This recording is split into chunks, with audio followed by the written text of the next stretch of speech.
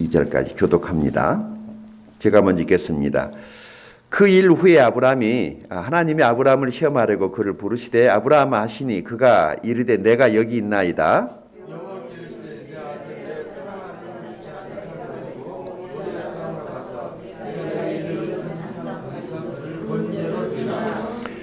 아브라함이 아침에 일찍이 일어나 나귀 안장을 지우고 두 종과 그의 아들 이삭을 데리고 번제에 쓸 나무를 쪼개 가지고 떠나 하나님이 자기에게 일러주신 곳으로 가더니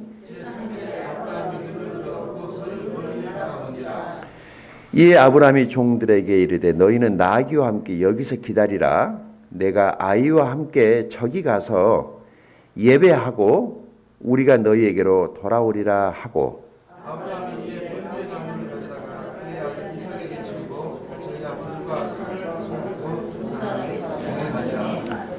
이삭이 그 아버지 아브라함에게 말해 이르되 내 아버지 하니 그가 이르되 내 아들아 내가 여기 있노라. 이삭이 이르되 불과 나무는 있거냐 번제할 어린 양은 어디 있나이까.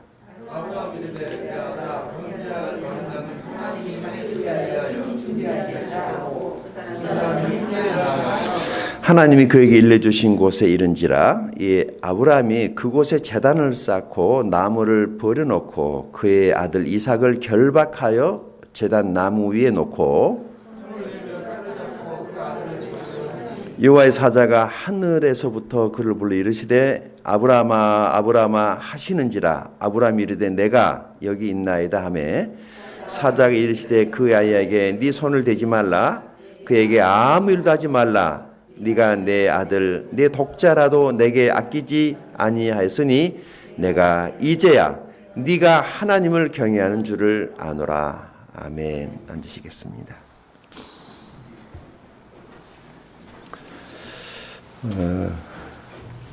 할아버지와 할머니가 함께 길을 가고 있었습니다. 다리가 아픈 할머니가 할아버지께 졸랐습니다. 영감 나 좀 업어줘. 그래서 할아버지가 할머니를 업고 가는데 할머니가 민망하니까 할아버지께 이제 말을 자꾸 겁니다. 영감 난 무겁지? 응 무거워. 왜 무거운데? 무거울 수밖에. 머리는 돌이지 얼굴에는 철판 깔았지 간땡이는 부었지 그러니 무거울 수밖에 라고 말을 합니다.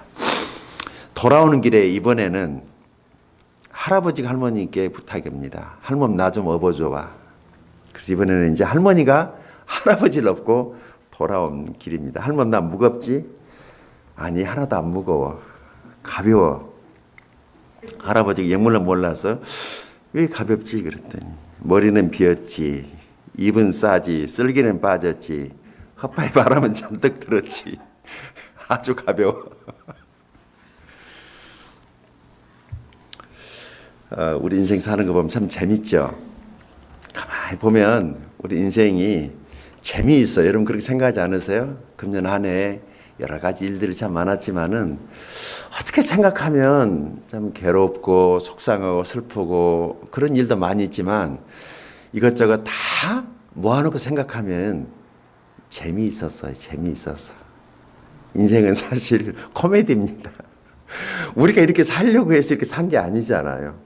예상하지 않은 일들이 세상에 얼마나 많이 있습니까?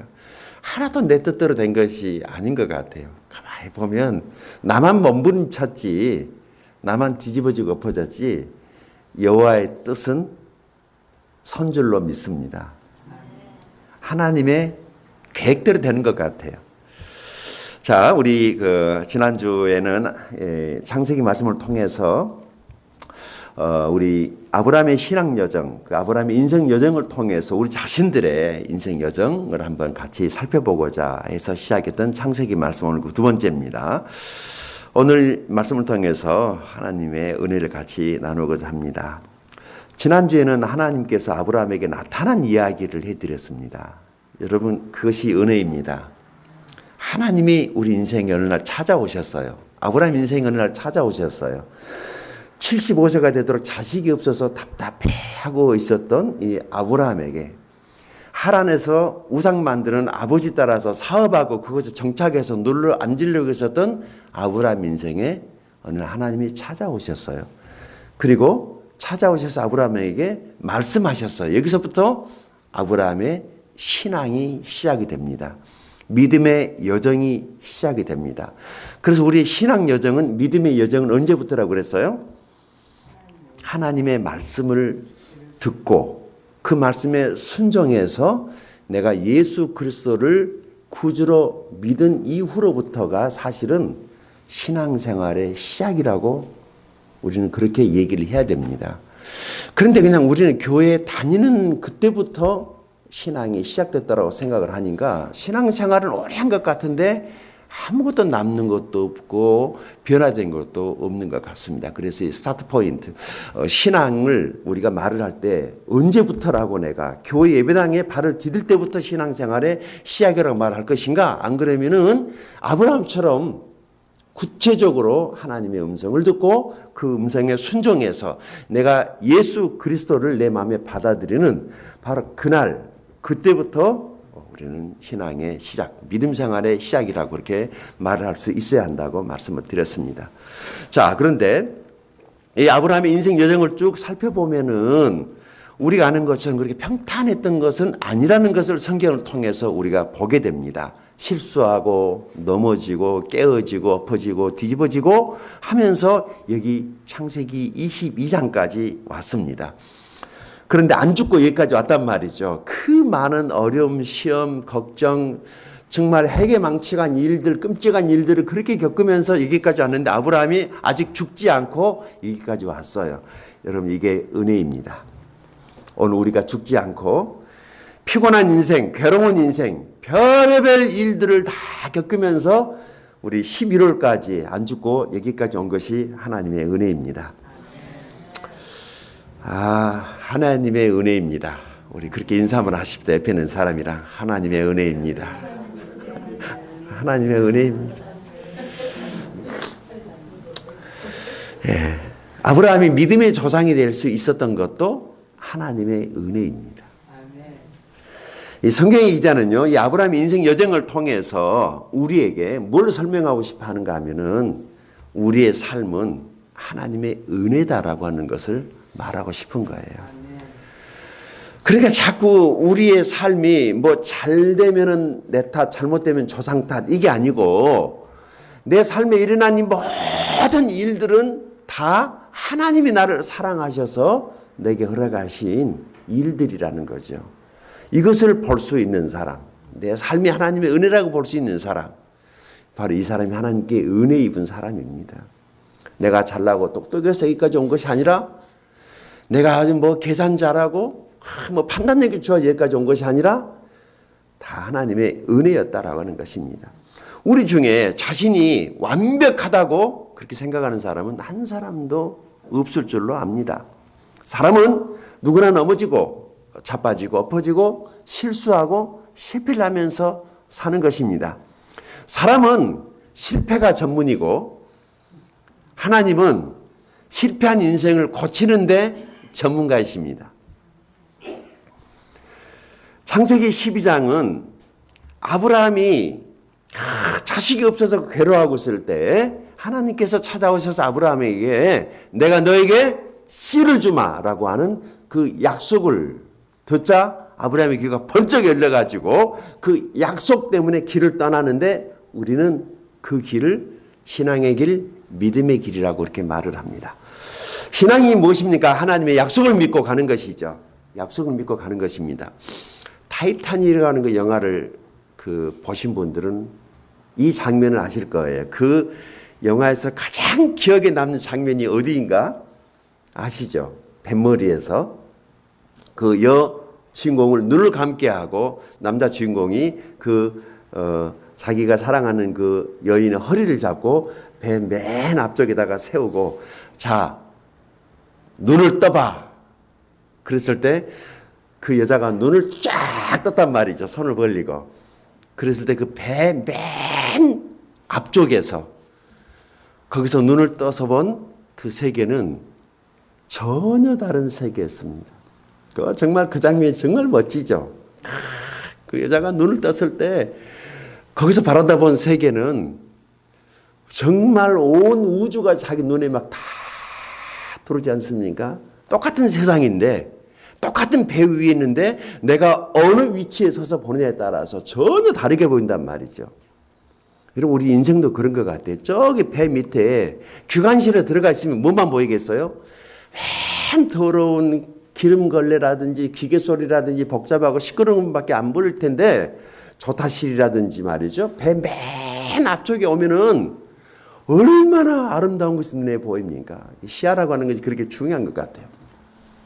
자, 예수를 믿어도 행복하지 않은 이유, 그것은 하나님의 약속을 믿고 믿음의 여정을 떠나지 않았기 때문에 행복하지 않을 수가 있습니다. 사실 신앙이라고 하는 것은 익숙한 것들로부터 떠나면서부터 신앙이 시작이 되는데 우리는 신앙생활하다가 자꾸 어디로 돌아가려고 그러냐면은 우리의 과거, 우리의 옛생활, 익숙했던 것, 편했던 것, 그전에 늘 하던 것으로 자꾸 되돌아가려는 이것 때문에 신앙생활이 힘든 것입니다. 아브라함의 신앙 여정에 있어서 가장 괄목할 만한 것은 그가 고향, 친척, 부모를 떠났다라고 하는 것입니다. 여기서부터 신앙은 시작이 됩니다. 축복은 익숙했던 것들로부터 과거로부터 떠났을 때 축복을 기대할 수가 있다라고 하는 것을 창세기 12장이 우리에게 말씀해 주는 것입니다. 친구, 친척, 취미, 세상에서 즐기던 것들과 돌아선 경험이 있어야만이 새로운 신앙의 지평이 열린다라고 하는 것이 창세기 12장이 우리에게 주는 메시지입니다. 자, 이제 창세기 13장에 오면은 아브라함이 자기 조카 롯하고 이제 갈라서는 장면이 나오죠. 그래서 사람 살다 보면은 자기와 아주 익숙했던 것들로부터 그것이 사람일 수도 있고 그것이 그 어떤 친구들일 수도 있고 혹은 어떤 인생을 살면서 자기와 깊은 관계를 맺었던 것들로부터 하나님께서 떠나보내라고 할 때 떠나보낼 줄 아는 것이 축복입니다. 아브라함이 조카 롯을 떠나보냅니다. 아쉬운 것은 롯이 먼저 선택해서 가라고 그랬더니 롯이 선택해서 간 곳이 어디였어요? 소돔과 고모라를 선택해서 갑니다. 아쉽죠. 눈에 보기에 좋았단 말이죠. 보기에 소돔이 고모라 성이 자기 보기에 좋았어요. 여러분 인생을 살다가 눈에 보기에 좋은 것 때문에 우리가 유혹을 당하고 미혹을 당하고 넘어지지 않습니까?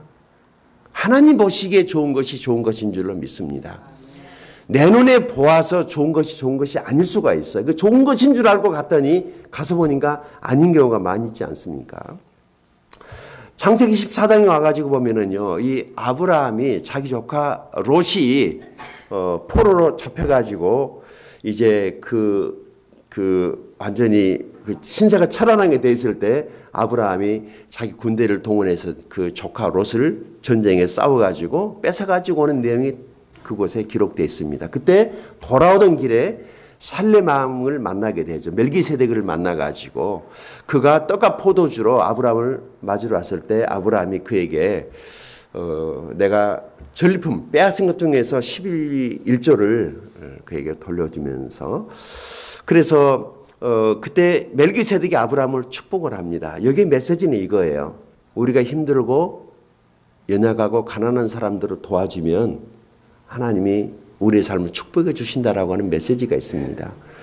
우리는 어려운 사람을 도와줘야 됩니다. 우리 곁에는 늘 어려운 사람이 있습니다. 우리가 그들을 잘 섬기고 도와줄 때 하나님이 우리를 축복하실 것입니다. 15장에 와가지고는요, 아브라함이 자식을 기다리다 지쳤어요.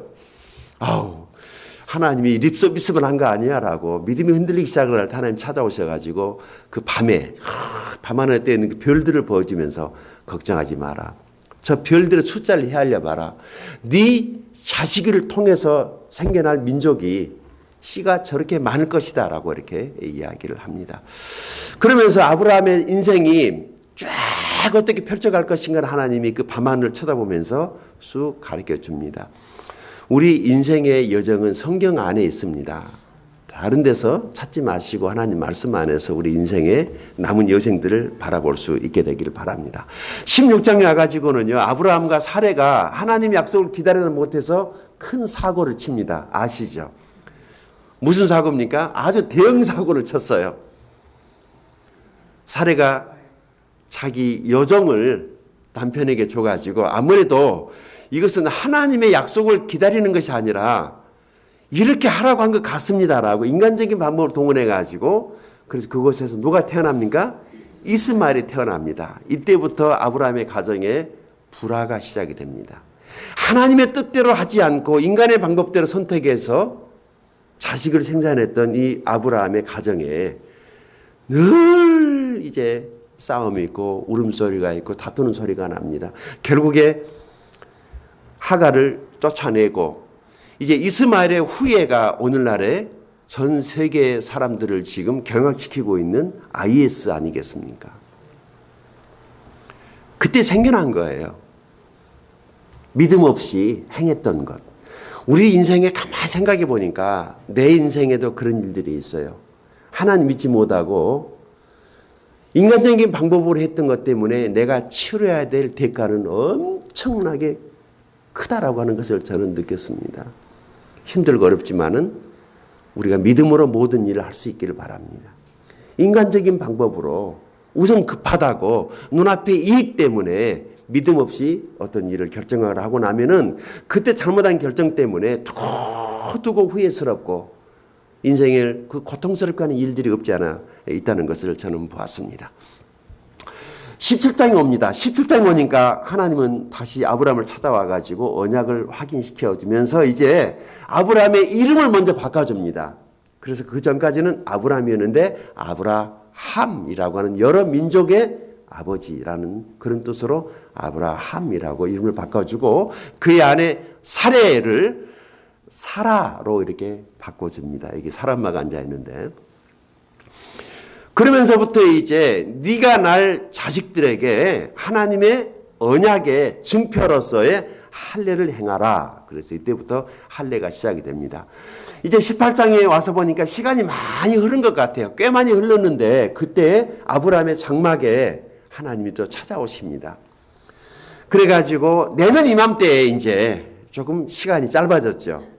이제 아주 구체적으로 내년 이맘때에 네 집에 아들이 있을 거야 라고 말을 하니까 사라가 음식 준비하다가 웃습니다. 왜냐하면 이미 자기는 자식을 생산할 수 없는 상황인데 아들이 올 거라고 그러니까 웃을 수밖에 없었죠.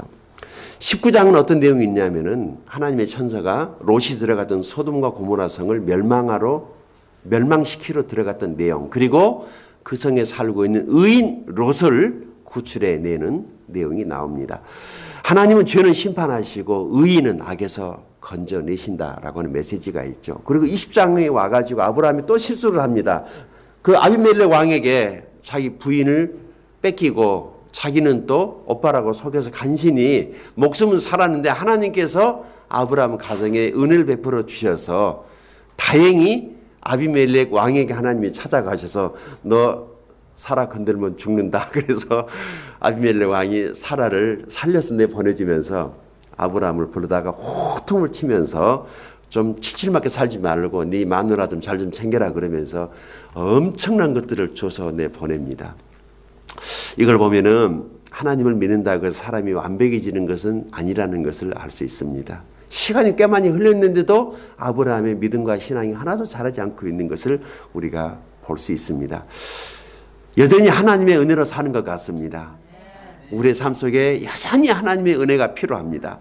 창세기 21장이 와서야 드디어 사라가 임신을 합니다. 그리고 하나님께서 말씀하신 시기가 돼서 아들을 낳고 사라가 이렇게 말을 합니다.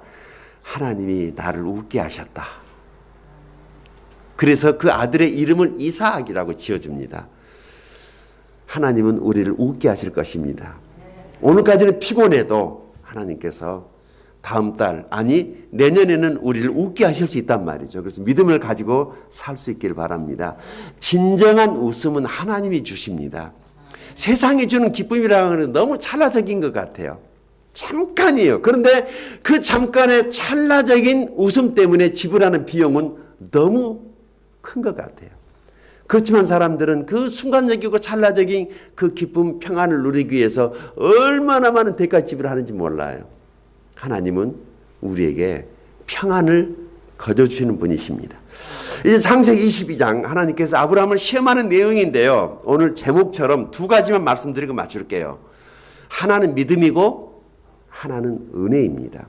보통은 창세기 22장을 말을 할 때 하나님께서 아브라함에게 믿음을 요구하시고 두 번째는 순종을 요구하신다라고 이렇게 말을 합니다. 저도 실은 그렇게 이 22장을 봤어요. 그런데 이 순종이라고 하는 것이 우리 마음을 좀 긴박하게 만들거든요. 왜냐하면 우리가 하나님께 순종하지 못하고 사는 부분이 얼마나 많이 있습니까?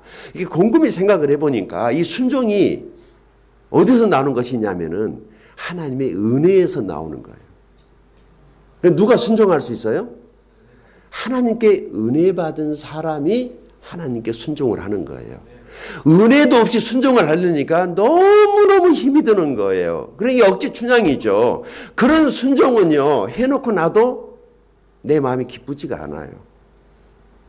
교회에 와서 목사님이니까, 장로님이니까, 권사님이니까, 하나님의 말씀이니까 무조건 순종하라고 그랬다고 해서 순종을 요구한다면 그것처럼 속 터지고 답답한 일이 어디 있겠습니까? 저도요, 신앙생활 하면서 그동안에 많은 생각을 해봤어요. 순종이라는 얘기가 나올 때마다 내 마음이 그렇게 긴장되는 거예요. 아이고, 순종을 안 하면 또 이거 벌 주는 거 아니야? 라는 이런 것들이 있었는데, 그런데 지금에 와서는 이 순종이 하나님의 은혜에서 자연스럽게 나오는 것이어야지 순종을 강요할 것은 아니다라고 하는 것을 제가 보았습니다. 자, 1절 말씀 다시 한번 보십시다. 1절입니다. 시작. 그 일 후에 하나님이 아브라함을 시험하시려고 그를 부르시되 아브라함 하시니 그가 이르되 내가 여기 있나이다. 아멘. 하나님께서 아브라함을 뭐하러 부르세요? 그런데 그 일 후에라고 하는 이 말이 무슨 말이죠? 그동안의 아브라함의 인생 여정 속에 그 아들 하나 때문에, 아들을 주겠다는 약속 때문에 아브라함이 그 힘들고 어려운 믿음의 여정을 쭉 지나와서 결국에 아들이 왔어요, 안 왔어요? 아들이 왔어요. 아들이 와서 이제 좀 평안하게 사는가 보다라고 생각을 했을 거예요. 꿈이 이루어졌으니까. 그런데 하나님께서 아브라함을 데려다가 또 부르십니다. 뭐라고 부르십니까? 아브라함을 시험하시려고 부르는 거예요. 자, 이것을 보면 신앙이라고 하는 것이 뭐죠? 시험의 연속이에요. 죽을 때까지 어쩌면 우리는 계속 우리의 신앙이 시험받게 되는지 모릅니다. 낙심하지 마십시오. 하나님은 우리가 감당할 시험만 허락하신다라고 말씀하셨어요. 만약에 저와 여러분이 감당하지 못할 시험 당할 쯤에는 하나님께서 피할 길을 내어주신다라고 말씀하셨거든요. 그런데 이 시험은 꼭 필요하기 때문에 하나님께서 우리에게 허락하신다라는 것입니다. 그 유명한 오프라 윈프리라고 하는 그 유명한 미국의 토크쇼 진행자죠. 그는 이런 말을 했어요. 나는 실패를 믿지 않는다. 나는 실패를 믿지 않는다. 자기 삶에 일어난 모든 실패는 자기를 가르치고 교훈했다라고 말을 합니다. 실패를 실패라고 인정하면 실패하게 되지만은 나는 그 실패를 통해서 배웠다라고 하는 사람은 성장한다는 것입니다.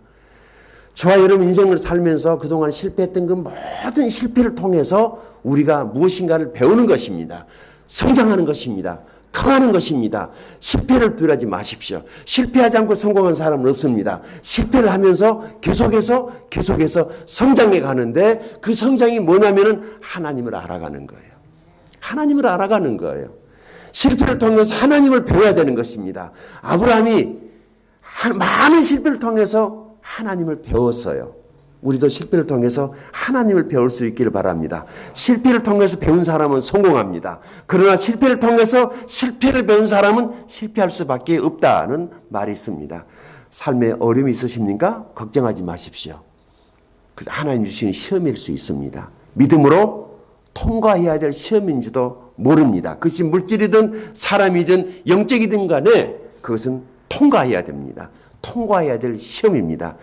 아브라함처럼 하나님께서 저와 여러분을 시험하시려고 부르셨다면은 그 시험에 응하셔서 그 시험을 통과할 수 있기를 바랍니다. 수많은 시험과 역경을 통과하면서 여기까지 왔을지라도 지금 내 앞에 어떤 시험이 있을지라도 믿음으로 그 시험을 아브라함처럼 통과할 수 있기를 바랍니다. 두 번째, 하나님은 내가 가장 사랑하는 것을 내려놓게 하신다라고 하는 사실입니다. 2절 읽어볼까요? 2절입니다. 시작. 여호와께서 이르시되 네 아들 네가 사랑하는 독자 이삭을 데리고 모리아 땅으로 가서 내가 네게 일러준 한 산 거기서 그를 번제로 드리라. 아멘. 뭘 내놓으라고 그러지 하나님께서? 예, 특별히 사랑하는 독자 이삭이라고 그랬어요. 그러니까 아브라함에게 있어서 이삭은 어떤 존재예요? 그 전에는 사라를 사랑했을 거예요. 그런데 이제는 이삭이 온 이후로는 사라는 안중에도 없죠. 이제 아브라함의 눈에는 누구밖에 없어요? 아들 이삭밖에 없는 겁니다. 눈 뜨면 이삭, 입만 열면 이삭, 자기 인생의 보람, 삶의 기쁨, 모든 관심, 심지어 하나님도 잊어버렸어요. 그리고 누구요? 이전에는 눈만 뜨면 엉덩이 들고 하나님 하고 기도하던 아브라함이 눈 뜨면은 하나님 잊어버리고 누구에게로 갑니까? 이삭에게로 갑니다. 그놈을 내놓으라는 거예요. 참 이 아들 얻기 위해서 얼마나 고생을 많이 했습니까? 죽을 고생을 해서 얻었는데 다시 내놓으라는 거예요. 아니 주지나 마시지 왜 줘놓고 다시 내놓으라는 거예요. 여기에 두 가지 메시지가 있습니다. 내 것이 되려면 한 번은 내려놔야 된다는 것입니다. 이영규 선교사님이 쓴 책 가운데 내려놓음이라는 그 책에 이런 내용이 있습니다. 자기 아들을 데리고 마트에 갔는데 한번 아들아 네 마음에 드는 장난감을 골라라. 아빠가 사주마. 그래서 아들이 장난감을 딱 하나 마음에 드는 것을 골랐어요. 그리고 이제 계산대를 통과해 나오려고 그러는데 그 장난감을 계산대 테이블에다가 일단 올려서 돈을 지불을 하고 놔야지 되지 않아요. 그래서 돈 계산하기 아들의 손에 뺏으려고 그러니까 아들이 절대로 안 놓는 거예요. 이건 내 거야. 아빠가 나 사준다고 그랬잖아. 그래서 내 건데 왜 이걸 내놓으라고 그러는 거야. 아들아 잠깐만 올렸다가 다시 줄게. 아들이 절대로 안 놓습니다. 그래서 실갱이를 하다가 할 수 없이 아들을 통째로 장난감이랑 들어 올려가지고 그것을 찍고 내려놨다라고 하는 그 내용이 나옵니다. 하나님이 우리에게 어떤 것을 요구할 때는 뺏으려고 그러는 것이 아니라 그것이 영원히 내 곁에 있게 하려고 하나님이 한번 놓게 하신다라고 하는 것입니다. 하나님의 이런 시험을 믿음으로 잘 통과할 수 있기를 바랍니다. 하나님이 내려놓으러 가신 것은요, 우리가 믿음 없을 때는 참 하나님 원망스럽기도 해요. 그러나 한번 내어놓으면 하나님 다시 되돌려 주는 것입니다. 두 번째, 여기의 메시지는 순종입니다. 순종. 아까 말씀드렸지만은 순종이라고 하는 것은 믿음이 좋은 사람이 순종을 하는 것이 아니라 하나님께 은혜 입은 사람이 순종을 한다라고 하는 메시지가 있습니다. 하나님은 아무나에게 순종을 요구하진 않아요.